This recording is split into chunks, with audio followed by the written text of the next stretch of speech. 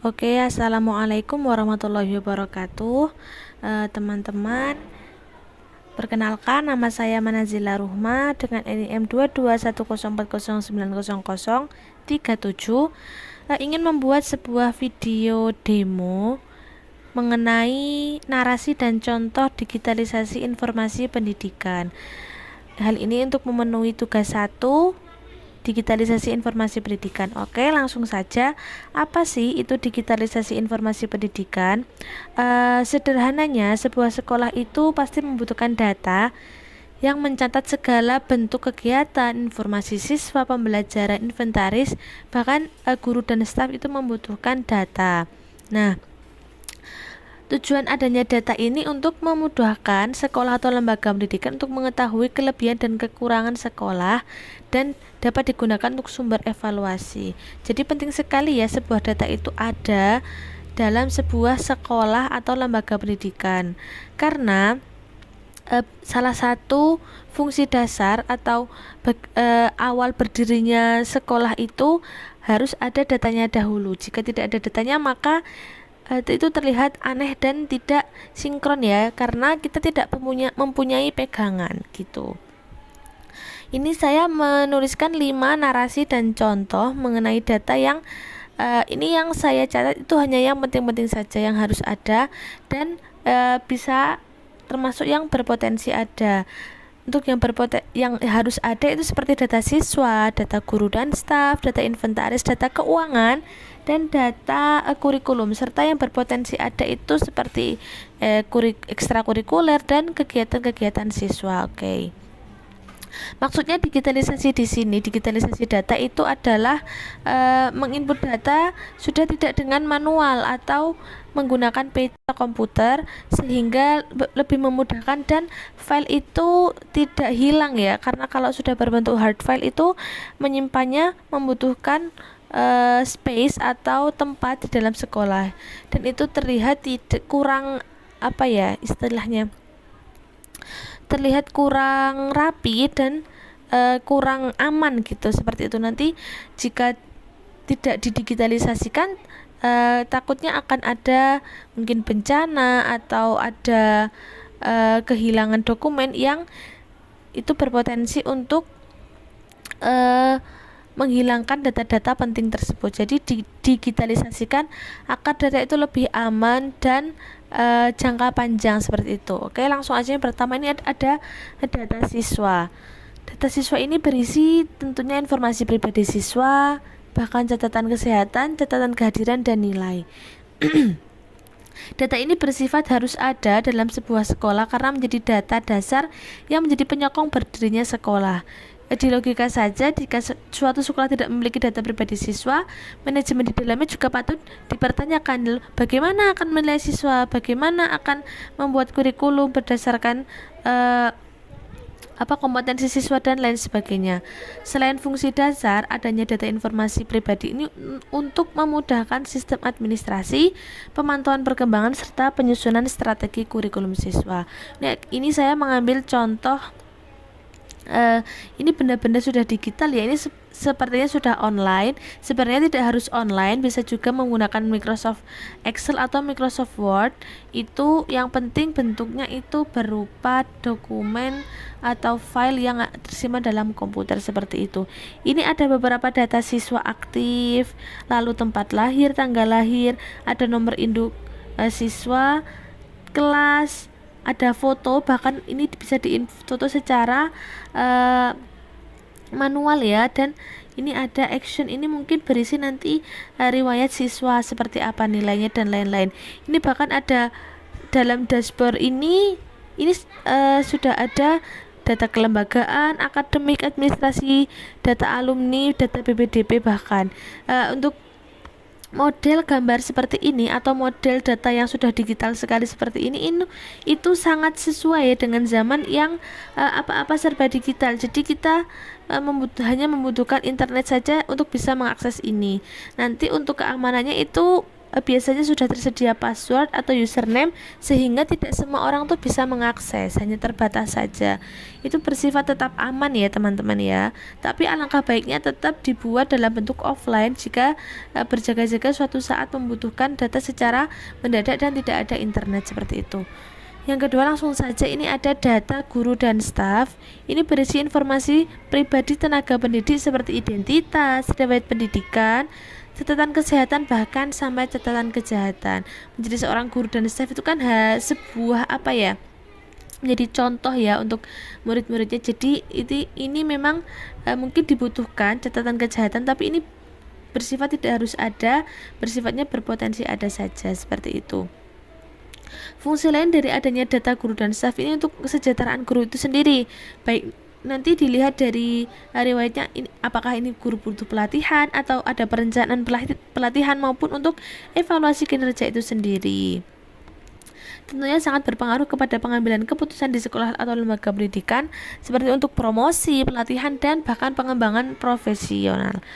Ini saya mengambil data dari Dinas Pendidikan Kabupaten Bantul. Ini ada data guru SMK. Jadi Dinas Pendidikan bahkan sudah mempunyai pangkalan data sendiri untuk menginput guru-guru siapa saja ini yang berada di sekolah-sekolah di Bantul ya. Bahkan ini sudah satu Kabupaten Bantul itu. Ini ada nama, ada tempat lahir dan lain-lain ini.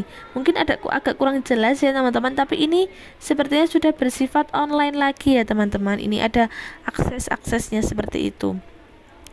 Oke, lanjut saja. Ini sepertinya sudah paham juga. Lanjut saja. Yang ketiga ada data kurikulum dan jadwal. Ini tuh berisi rencana pembelajaran, jadwal kelas harian, mingguan maupun bulanan, silabus, dan untuk pedoman bahan ajar. Jadi kurikulum dan jadwal ini bersifat harus ada untuk pedoman guru untuk melaksanakan pembelajaran ya. Jadi guru itu tahu nih arahnya pembelajaran mau kemana, mau seperti apa modelnya dan lain-lain. Manfaatnya itu beragam sekali ya, seperti untuk memastikan kelancaran pelaksanaan kurikulum ya, untuk koordinasi pengajaran, dan untuk pemantauan pencapaian tujuan pelajaran, bahkan untuk memantau siswa itu sendiri seperti itu. Lalu ini juga untuk bahan evaluasi juga ya teman-teman. Jadi evaluasi guru dan staf itu nanti pasti akan juga menyertakan data kurikulum dan jadwalnya. Ini sangat berpengaruh untuk pengambilan keputusan seperti merencanakan dan mengembangkan kurikulum serta menyusun jadwal yang efektif. Ini ada contohnya. Ini saya mengambil contoh program tahunan. Ini ada TK ya teman-teman. Walaupun TK ini termasuk lembaga pendidikan yang membutuhkan kurikulum.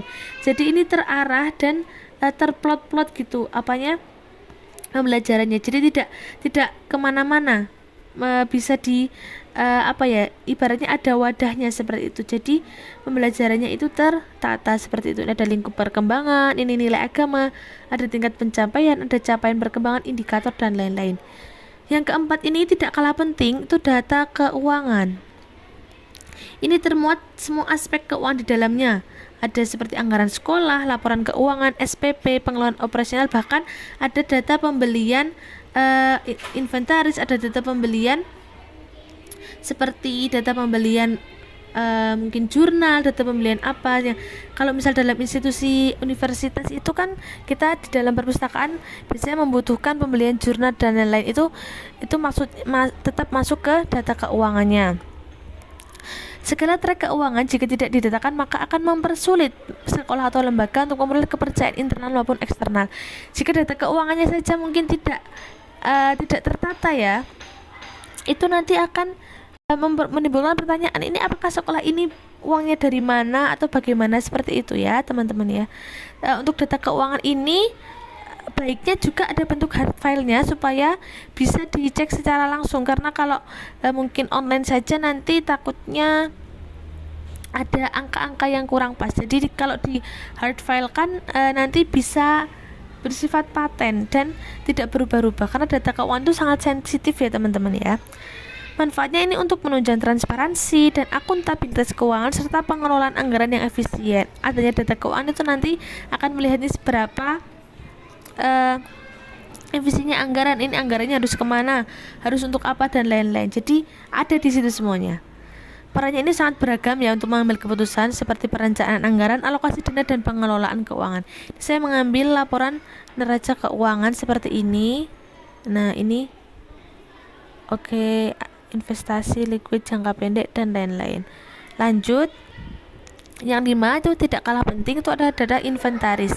Ini bersifat yang berpotensi aja. Jadi di awal bangunan sekolah atau berdirinya sekolah itu data inventaris tidak harus ada dalam bentuk digital. Jadi mungkin hanya ditulis manual dulu, tidak apa-apa, karena biasanya sekolah awal pendidikan inventarisnya masih sangat minim ya, seperti hanya meja dan kursi, atau mungkin belum ada komputer, belum ada apa-apa, hanya fasilitas-fasilitas dasar yang menunjang pembelajaran saja seperti papan tulis, spidol, dan lain-lain gitu.